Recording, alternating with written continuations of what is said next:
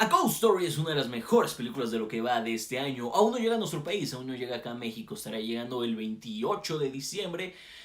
Pero es absolutamente increíble. Un amigo me prestó el Blu-ray que ya fue lanzado en Estados Unidos y es una cosa que me voló absolutamente la cabeza. No se la pueden perder. Soy Sam Casal, gracias por estar acá en iGeek. Vamos a hablar de A Ghost Story.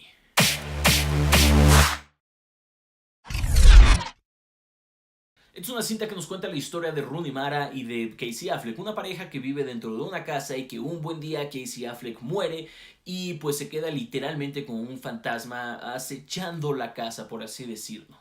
Les voy a contar prácticamente todo lo que pasa, excepto el mero final de la película, porque creo que esta película no se trata de la historia que cuenta, sino de cómo llega a esta historia, o cómo llega a su desenlace. Casey Affleck se queda como que atrapado dentro de esta casa o dentro de este territorio en el que vivía y ve literalmente pasar el tiempo o toda la vida que ocurre sin él poder hacer mucha interacción, simplemente quedarse ahí como un espectador de lo que pasa en ese lugar. Toda la historia del universo, toda la historia del universo hasta que termina la historia del universo, entonces regresa a ver lo que estaba pasando, regresa, ahora sí que dentro de la línea del tiempo, el mero principio de los tiempos, en ese mismo lugar y ve y transcurre toda esa vida una vez más hasta que se da cuenta que tiene que hacer algo muy específico, que es lo que no les voy a contar. Parece muy simple, pero esto es una de las películas más tristes que he encontrado en toda mi vida.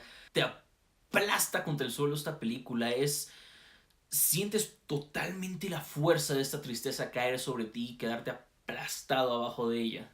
La razón es porque este fantasma que vemos a lo largo de la película es un mero espectador de lo que está ocurriendo. Es así de simple. Y ves cómo la vida se va olvidando de este personaje y él se va dando cuenta, él está viendo todo. Y pues pasan muchas cosas que lo pueden lastimar como persona. El hecho de darte cuenta que te están olvidando, que no hay nada que tú puedas hacer, la frustración y demás cosas, es un tema bien, bien interesante que maneja esta película. Aquí es donde brilla Ghost Story. En esta parte existencialista de qué estamos haciendo aquí y demás, es donde brilla Ghost Story. Me encanta cómo lo maneja. Una de las cosas que más interesantes que te da Ghost Story es el ratio de la película, porque es una película cuadrada, o sea, que se ve cuadrada con las esquinas redondeaditas, así como lo estamos viendo aquí. Y esto tiene mucho sentido porque es para darte a entender cómo esta es una película contenida dentro de sí misma, que todo pasa en un lugar muy chiquito y todo pasa dentro de una historia muy chiquita. La cosa es que no pasan muchas cosas durante esta película, por lo que pasa se siente muy duro. Para mí lo más interesante de The Ghost Story fue cómo el director logra transmitir lo que está sintiendo el fantasma en un aspecto bien específico.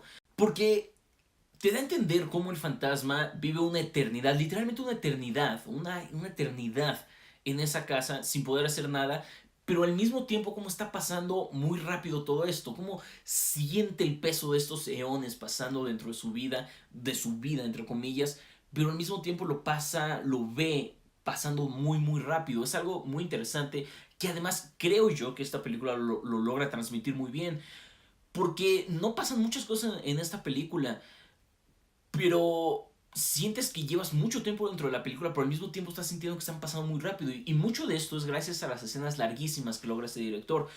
Planos secuencias, tal cual son planos secuencias muy muy largos, en lo que son literalmente 7 minutos de Rooney Mara tirada en el suelo, ahí comiendo un pie, y ya, y el fantasma viéndolo. O sea, literalmente son escenas así, de 7 minutos de Rooney Mara simplemente llorando y comiéndose un pie mientras la ve el fantasma. No pasa nada, no hay diálogo, pero sientes cada uno de esos segundos como caen dentro de ti y sientes la tensión y esa especie de frustración que estás sintiendo Casey Affleck como fantasma.